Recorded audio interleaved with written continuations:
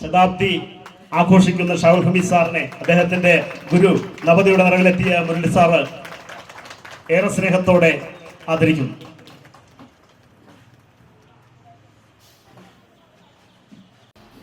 ഷാഹുലിൻ്റെ ശിഷ്യന്മാരും ഷാഹുലിൻ്റെ ബന്ധുക്കളും ഷാഹുലിൻ്റെ അഭ്യുദയകാംക്ഷികളും അടങ്ങിയ ഈ സദസ്സിൽ വരാൻ സാധിച്ചതിൽ എനിക്കതിയായ സന്തോഷമുണ്ട്.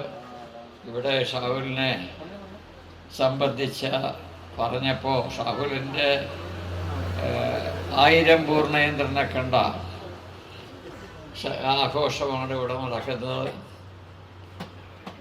ഇവിടെ പറഞ്ഞു നവതിയോടടുത്ത മുരളി മാഷെന്ന് പലരും ആവർത്തിച്ച് പറഞ്ഞപ്പോൾ എനിക്കിത്തിരി ക്ഷീണമായി. കാരണം പ്രായം കൂടുന്തോറും പ്രായം പറയുന്നത് ആളുകൾക്ക് ബുദ്ധിമുട്ടാണ്. ഒരു 80 വയസ്സൊക്കെ കഴിഞ്ഞാൽ പിന്നെ ആളുകൾ 1 വയസ്സ് കുറച്ചേ പറയുള്ളൂ. ഷാഹുൽ എന്തുകൊണ്ടാണ് ഇതിന് ധൈര്യം കാണിച്ചതെന്ന് ഞാൻ അത്ഭുതപ്പെടുകയാണ്. ഇപ്പോഴും ഷാഹുലിനെ കണ്ടാൽ ആരും 84 വയസ്സ് പറയില്ല. സ്വന്തം വയസ്സ് പ്രസിദ്ധപ്പെടുത്താൻ ഷാഹുൽ കാണിച്ച ഈ ആത്മധൈര്യത്തിന് ഞാൻ നന്ദി പറയുകയാണ്. ഞാൻ എൻ്റെ 84ാം പിറന്നാൾ ആഘോഷിച്ചില്ല. മറ്റൊന്നും കൊണ്ടല്ല, ഇപ്പോഴേ വയസ്സായിരുന്ന ആളുകളെയൊക്കെ വിളിച്ചറിയിച്ച് ആളുകൾക്ക് സദ്യ കൊടുത്ത് പോണ എന്തിനാണ് എന്ന് വിചാരിച്ച് ഞാനത് ഒഴിവാക്കുകയാണ് ചെയ്തത്. ജനിക്കുന്നു, സൃഷ്ടിക്കപ്പെടുകയല്ല. മറ്റു പലരെയും നമുക്കൊരു എഞ്ചിനീയറെ നമുക്ക് ഉണ്ടാക്കിയെടുക്കാം, ഒരു ഡോക്ടറെ ഉണ്ടാക്കിയെടുക്കാം, പക്ഷെ ഒരു കലാകാരനെ ഉണ്ടാക്കിയെടുക്കാൻ സാധിക്കില്ല, ഒരു കവിയെ ഉണ്ടാക്കാൻ സാധിക്കില്ല. അതുപോലെ അധ്യാപകനും ഒറിജിനൽ അധ്യാപകനെ നമുക്ക് സൃഷ്ടിക്കാനൊക്കില്ല. ടീച്ചേഴ്സ് ബോൺ നോട്ട് മെയ്ഡ് എന്നാണ്. കാരണം ഈ പുസ്തകം വായിച്ച് അർത്ഥം പറഞ്ഞു കൊടുക്കുന്നവനല്ല അധ്യാപകൻ. Between the lines and beyond the lines എന്നുണ്ട്. വരികൾക്കിടയിലുണ്ട്, വരികൾക്ക് അപ്പുറമുണ്ട്. വരികൾക്കിടയിലുള്ളത് കാണിക്കാൻ പറ്റും, പക്ഷേ വരികൾക്കപ്പുറം യഥാർത്ഥ അധ്യാപകൻ വരികൾക്കപ്പുറം കാണിച്ചു കൊടുക്കാൻ കഴിയുന്നവനാണ്. വിവേകാനന്ദ സ്വാമികളുടെ ബാല്യത്തിലെ ഒരു ചരിത്രം എഴുതപ്പെട്ടിട്ടുണ്ട്. അദ്ദേഹം പഠിച്ചിരുന്നു സ്കൂളിൽ. ഒരു ഹൈസ്കൂൾ ലെവലിൽ പഠിക്കുമ്പോൾ ഡോക്ടർ ഹ്യൂം എന്ന് പറയുന്ന ഒരു സായിപ്പാണ് പഠിപ്പിച്ചിരുന്നത്. Doctor Hume. അപ്പോൾ ഇംഗ്ലീഷ് കവി വേഴ്സ്വർത്ത് മഹാകവി വേഴ്സ്വർത്തിൻ്റെ ഒരു പോയം, ഒരു പോയിട്രി പഠിപ്പിക്കുകയാണ്. അദ്ദേഹം അത് പഠിപ്പിച്ചുകൊണ്ടിരിക്കുമ്പോൾ എസ്കാറ്റസി എന്നൊരു വാക്ക് വന്നു, ഒരു ഇംഗ്ലീഷ് വാക്ക്. അതൊരു ആ പോയിട്രി ഒരു മനഃശാസ്ത്രപരമായ പോയിട്രിയാണ്. അപ്പം അതിൻ്റെ അർത്ഥം ഒറ്റവാക്കി പറഞ്ഞാൽ മനസ്സിലാവില്ല. അപ്പോൾ ഹ്യൂം പറഞ്ഞു അത് ഒരു അനുഭൂതി, ഇന്ദ്രിയാതീതമായ ഒരു അനുഭൂതി, അതേ വാക്കുകളിൽ പറയാനൊക്കെ ഉള്ളൂ. അതെന്താണെന്ന് അനുഭവിച്ചറിഞ്ഞേ പറ്റുള്ളൂ. അതെന്താണെന്ന് അനുഭവിച്ചറിയാൻ വഴിയില്ല. സാധാരണ ഒരു അധ്യാപകന് അത്രയും പറഞ്ഞാൽ മതി. പക്ഷെ അദ്ദേഹം പറഞ്ഞു, ദക്ഷിണേശ്വരം എന്ന് പറഞ്ഞ സ്ഥലത്ത് രാമകൃഷ്ണൻ എന്ന് പറയുന്ന ഒരു സന്യാസിയുണ്ട്, അയാൾ ഇത് അനുഭവിക്കുന്ന ആളാണെന്ന് കേട്ടിട്ടുണ്ട്. അപ്പോൾ അതീന്ദ്രിയമായ ഈ എസ്കാറ്റസിയുടെ അർത്ഥം ഇത് വിവേകാനന്ദൻ്റെ മനസ്സിൽ തറച്ചു.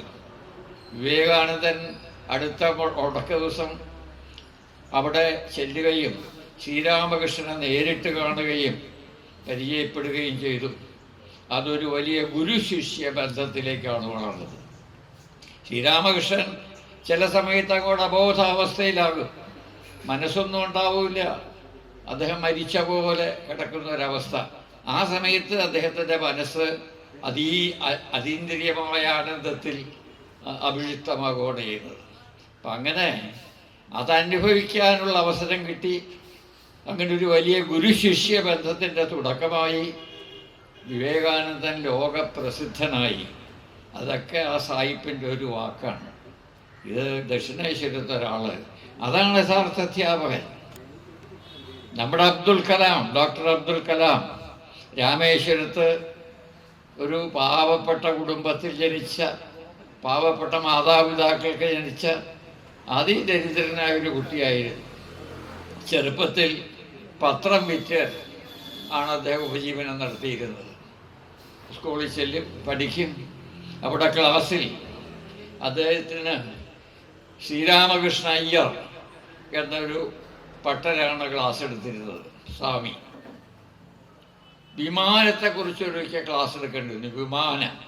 വിമാനത്തെക്കുറിച്ച് ക്ലാസ് എടുക്കേണ്ടി വന്നപ്പോൾ അദ്ദേഹം വിമാനം എങ്ങനെ പറക്കുന്നു, വിമാനം എങ്ങനെ തിരിയുമ്പോൾ ചിറക് എങ്ങനെ ചരിയുന്നു, ഇതൊക്കെ ക്ലാസ്സിൽ പഠിപ്പിച്ചു. പക്ഷെ അദ്ദേഹം പറഞ്ഞു, ഇത് പോരാ, ഇന്ന് വൈകുന്നേരം 4 മണിക്ക് നമുക്ക് കടൽ തീരത്ത് പോകാം, അവിടെ വിമാനങ്ങൾ പറക്കും, കാണിച്ചു തരാം. കുട്ടികളെയൊക്കെ കൂട്ടി കടൽ തീരത്ത് പോയി വൈകുന്നേരം വിമാനം പറക്കുന്നത്. ഇതൊന്നും ഒരു അധ്യാപകൻ ചെയ്യേണ്ട കാര്യമില്ല, ക്ലാസ്സിൽ പറഞ്ഞു കൊടുത്തു പോയാൽ മതി. പക്ഷെ ആ അധ്യാപകൻ യഥാർത്ഥ അധ്യാപകനായിരുന്നു. ഇത് കണ്ടു കലാം ഇങ്ങനെ നോക്കി. കലാമിന് ആവേശമായി. കലാം ജീവിതത്തിലൊരു വ്രതമെടുത്തു, ഞാൻ വിമാനം പറപ്പിക്കും, പൈലറ്റാവും.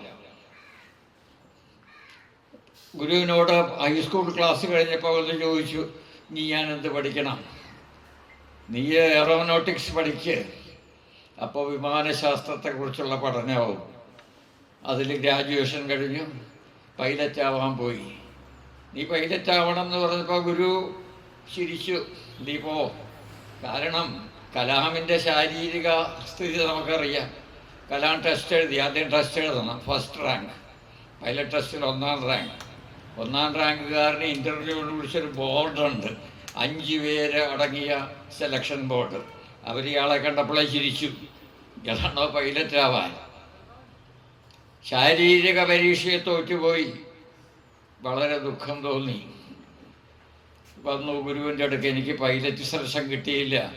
ഗുരു പറഞ്ഞു, ഞാനും അത് പ്രതീക്ഷിച്ചതാണ്, ഞാൻ നിന്നെ നിരാശപ്പെടുത്തിയില്ലെന്നേ ഉള്ളൂ, നീ എന്തിനു ദുഃഖിക്കുന്നു?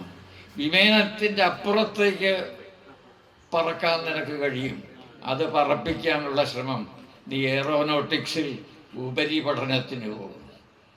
അദ്ദേഹം ഉപരിപഠനത്തിന് പോയി, റോക്കറ്റുകൾ പറപ്പിച്ചു. ആ ശ്രീരാമകൃഷ്ണ അയ്യർ എന്ന ഗുരുവാണ് കലാമിനെ ഇത്രയും വലിയൊരു ശാസ്ത്രജ്ഞനാക്കിയത്.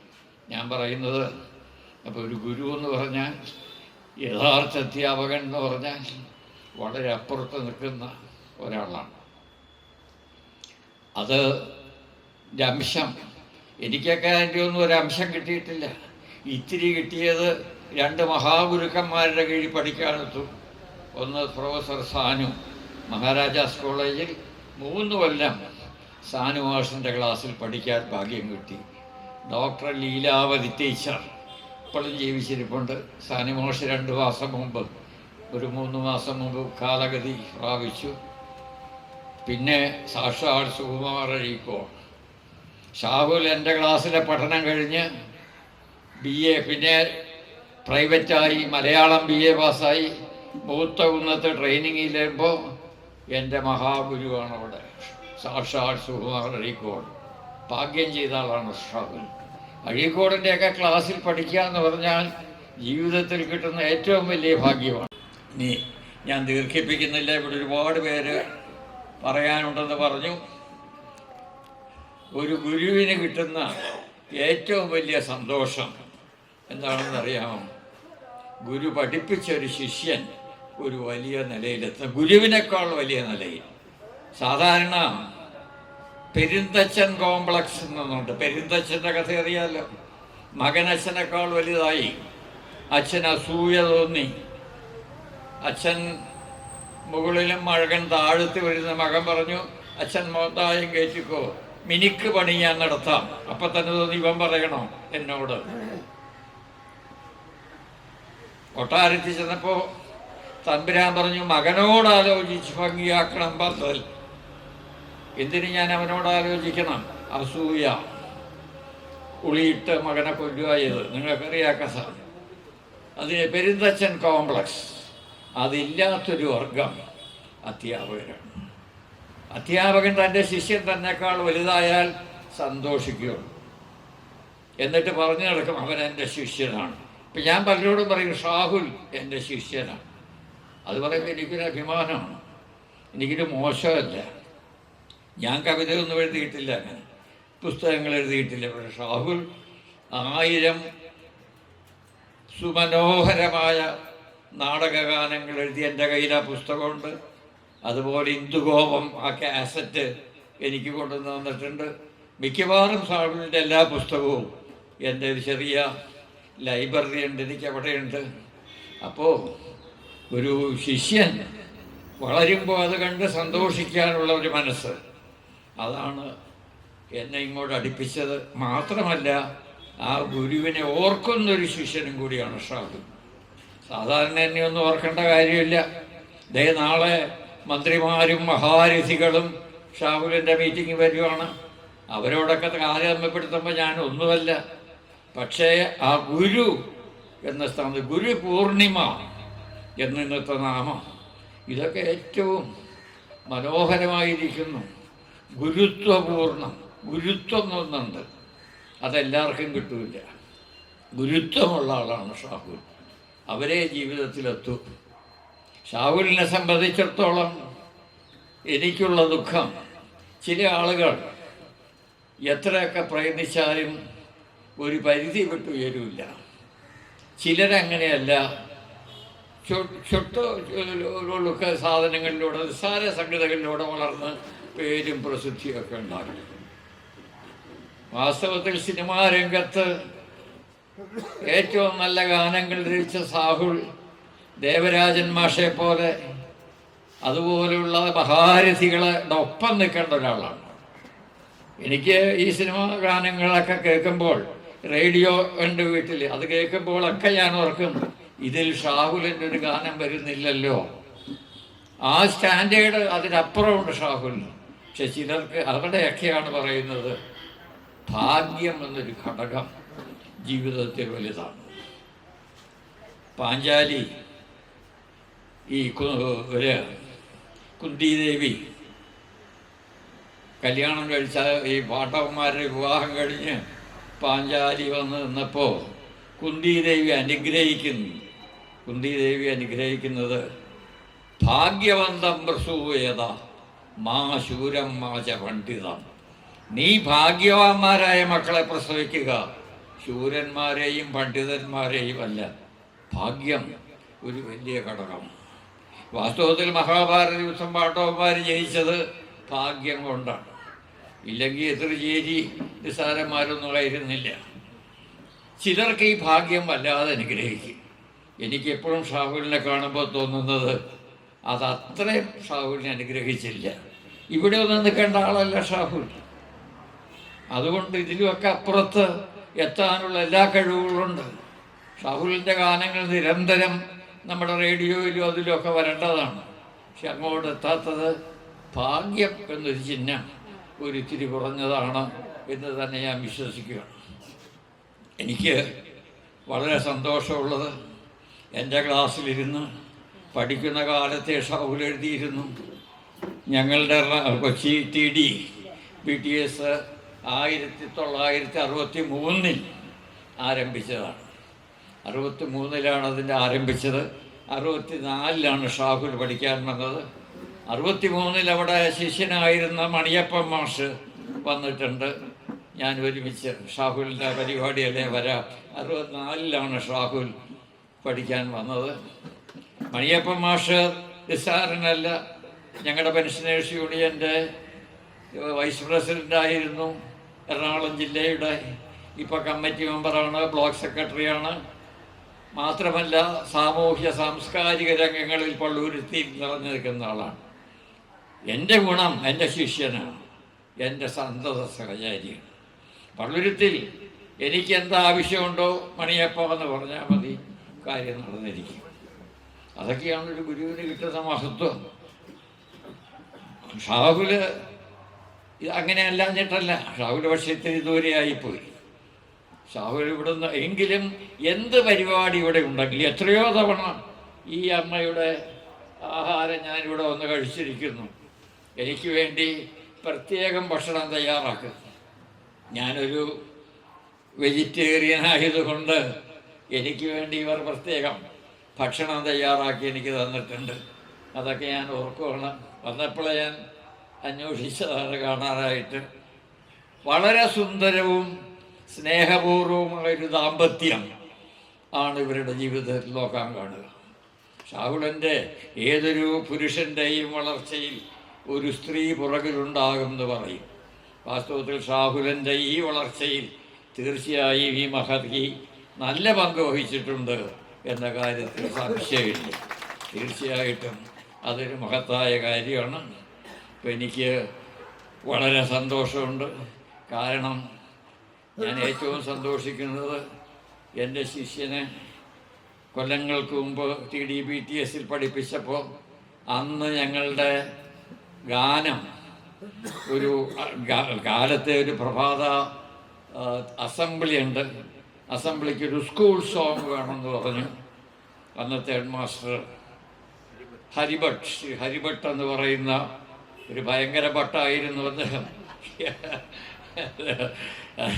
അതിനൊക്കെ ഒരുപാട് കഥകളുണ്ട് പറയാൻ. നിങ്ങൾക്കൊന്നും അതൊക്കെ ഷാഹുലിനൊക്കെ രസിക്കുന്ന കഥകളാണ്. ഷാഹുലും മാനുവലും ഇല്ലേ, മാനുവലും ഞങ്ങളൊക്കെ ഒരു എക്സ്കർഷന് പോയി. ഒരു ചെറിയ കഥയൊന്ന് പറഞ്ഞേക്കാം. എക്സ്കർഷന് കന്യാകുമാരി പോയി. കന്യാകുമാരിയിൽ ഹരിഭട്ട് മാഷ് ബ്രാഹ്മണനാണ്. അദ്ദേഹം ഹൈന്ദവാചാരങ്ങൾ വളരെ പാലിക്കുന്ന ഒരാളാണ്. പോയപ്പോൾ പറഞ്ഞു, നമുക്ക് മാഷന്മാർക്കൊക്കെ കുളിച്ച് അമ്പലത്തിൽ പോയിട്ട് വരാം. എടാ നീയൊക്കെ ഇവിടെ ഇരുന്നോളണം, ഞങ്ങൾ അമ്പലത്തിൽ പോയിട്ട് വന്നിട്ട് നിങ്ങളെ പുറത്തു കൊണ്ടുപോകാം, നീ ഒന്നും അമ്പലത്തിൽ വരരുത്. കാരണം മുസ്ലിമാണ്, മാനുവൽ ക്രിസ്ത്യാനിയാണ്. ഞങ്ങളൊക്കെ കുളിച്ച് അമ്പലത്തിലേക്ക് ചെല്ലുമ്പോൾ ഇവരമ്പലത്തിൽ നിന്ന് ഇറങ്ങി വന്നു. ഇവർക്ക് കുളിക്കേണ്ട ആവശ്യമൊന്നുമില്ല അമ്പലത്തിൽ. ഉടനെ പറച്ചു. അദ്ദേഹം കോമിഷ്ടാണ്. രണ്ടു കാലങ്ങളിലും മന്ത്രമുള്ള ആളാണ്. രണ്ടു കാലങ്ങളിലും മല പോലെ മന്ത്രുള്ള കുണ്ടുണ്ണി മേനോനെ വയലാർ അവതരിപ്പിച്ചിട്ടില്ലേ? രണ്ടു കാലം മഹാറച്ചിട്ട് സസ്പെൻഡ് ചെയ്യും. ബഹളമായി. അപ്പം ഞാനാണ് മധ്യസ്ഥൻ. ഞാൻ പറഞ്ഞു, സാറേ നമുക്ക് എന്തായാലും ടൂറ് കഴിയട്ടെ, അവിടെ സ്കൂളിൽ ചെന്നിട്ട് സസ്പെൻഡ് ചെയ്യുക, ഡിസ്മിസ് ചെയ്യുക. സമ്മതിച്ചു. ടൂറൊക്കെ കഴിഞ്ഞ് അവിടെ ചെന്നു. അപ്പോഴേക്കും തണുത്തു വശ. അതങ്ങനെ നിസ്സാരമായ ഒരു സ്റ്റോറിയിൽ, ഒരു മാപ്പിൽ അവസാനിപ്പിച്ചു. അപ്പം അങ്ങനെ ഒരുപാട് കഥകൾ ഇവരുമൊത്ത് പഠിപ്പിക്കുമ്പോൾ ഞാൻ ഇവരുമൊക്കെ ഷാഹുലുമായിട്ട് എനിക്ക് വലിയ പ്രായ വ്യത്യാസമൊന്നുമില്ല. തലയൊക്കെ നരച്ചേ ഉള്ളൂ. തല കറപ്പിച്ചാൽ ഞാൻ ഷാഹുലിനേക്കാൾ താഴെയാവും. അതിന് ഞാൻ ശ്രമിക്കുന്നില്ല. 3 വയസ്സേ എനിക്ക് കൂടുതലുള്ള ഷാഹുലിനേക്കാൾ. 87. എൻ്റെ പൈസ ആരോടും പറയാറില്ല, നിങ്ങൾ പുറത്ത് പറയരുത്. മണിയപ്പൻ മാത്രമേ ഇത് കേട്ടിട്ടുള്ളൂ, അവിടെ ചെന്നത് പറഞ്ഞു പോകരുത്. 87 വയസ്സേ ഉള്ളൂ. നവതിയോടടുത്തു. 3 കൊല്ലം കൂടി കഴിഞ്ഞാൽ നവതി. അതുകൊണ്ട് ഈ സുന്ദരമായ അവസരം ഇതുപോലെ കിട്ടിയതിൽ എനിക്ക് വലിയ സന്തോഷമുണ്ട്. ഷാഹുൽ എന്നെ ക്ഷണിച്ച് ആദരിച്ചതിന് ഈ സ്നേഹം, ഇതിലൊക്കെ സ്നേഹമാണ്. ഗുരുശിഷ്യ സ്നേഹം എന്ന് പറയുന്നത് അപാര സ്നേഹമാണ്. ഇനിയും പറഞ്ഞാൽ ഞാൻ കാട് കയറിപ്പോവും. ഞാൻ കൂടുതലൊന്നും പറയുന്നില്ല.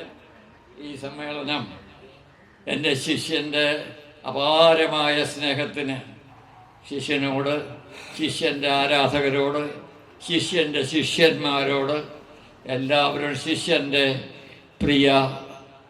പ്രിയതമയോട് എല്ലാവരോടും നന്ദി പറഞ്ഞുകൊണ്ട് ഈ യോഗം ഉദ്ഘാടനം ചെയ്തതായി പ്രഖ്യാപിച്ചുകൊണ്ട് നിർത്തുന്നു.